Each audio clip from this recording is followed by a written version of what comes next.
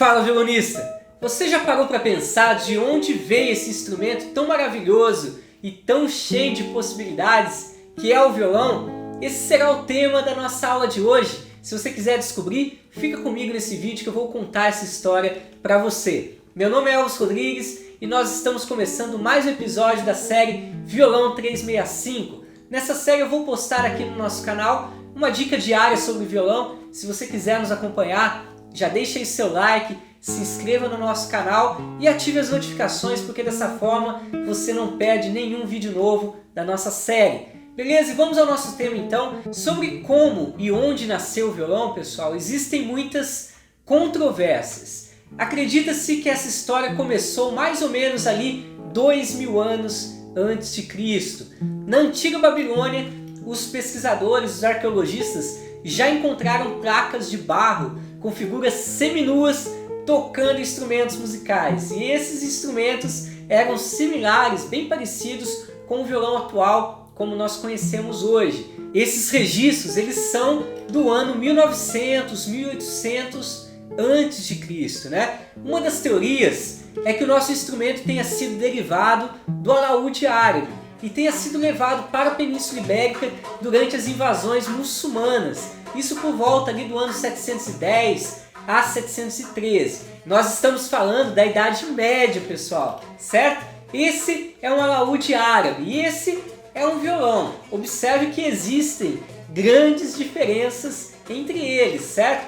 Foi somente no final do século XVIII que os luthiers começaram a construir instrumentos mais parecidos com o que hoje nós chamamos de violão. Esse instrumento bonito, de 6 cordas, né, com o corpo aí desenhado, mão, tarraxas, para que nós possamos afinar, certo? E para entender essa evolução tão grande, pessoal, nós precisamos voltar atrás no tempo para poder acompanhar como se desenhou essa história, certo?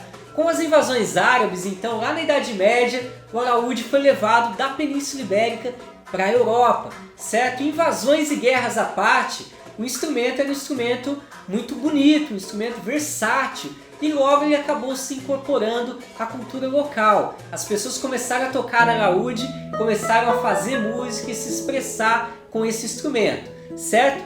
No período renascentista, o alaúde, que já tinha se espalhado ali por toda a Europa, ele se popularizou ainda mais e começou a ganhar protagonismo entre os instrumentos de cordas dedilhadas. E mesmo com toda a fama do alaúde, os espanhóis eles não queriam ser representados por um instrumento que era tão associado à cultura árabe. Eles queriam algo mais autêntico, algo voltado para a sua própria cultura. E então eles criaram a sua própria versão do alaúde, nascendo assim a vihuela, que é um instrumento com a mesma afinação do alaúde, porém ele tem esse corpo no formato de 8 e com a mão plana, como é a mão do nosso instrumento. E após a vihuela, nasceu um outro instrumento que era bem parecido com ela, mas que tinha uma afinação mais parecida com o nosso violão, que foi a guitarra renascentista. Ela recebeu esse nome porque ela foi criada exatamente durante o início do período renascentista, que na música aconteceu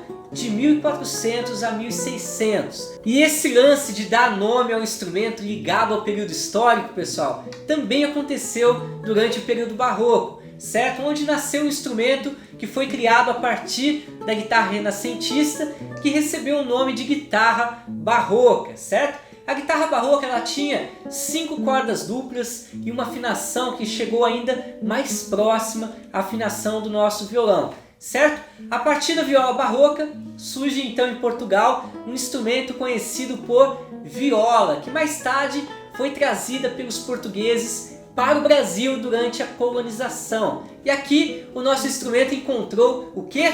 A criatividade do povo brasileiro, que começou a construir instrumentos com madeiras nobres, madeiras nacionais, certo? E aqui no Brasil a viola foi chamada de tudo que é nome.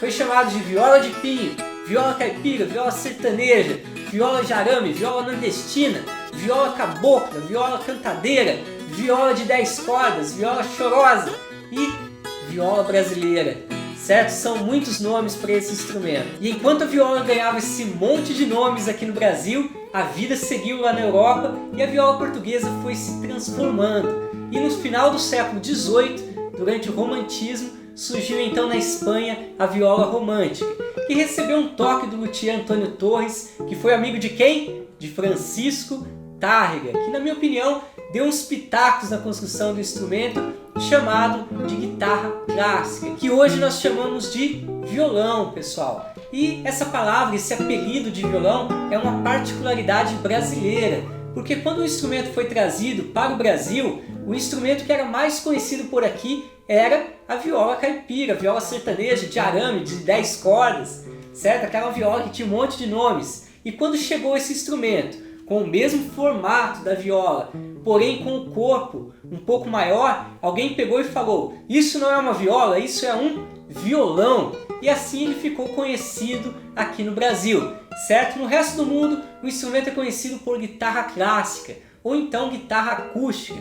E pra gente aqui no Brasil é o nosso querido violão. Hoje a nossa sacada então foi conhecer a história do violão, pessoal, como nasceu esse instrumento tão maravilhoso que nós curtimos tanto estudar e tanto tocar. Eu espero que vocês tenham curtido conhecer um pouco dessa história, e se você curtiu, deixe aí o seu like e se inscreva no nosso canal se você quiser ver e assistir mais conteúdos como esse.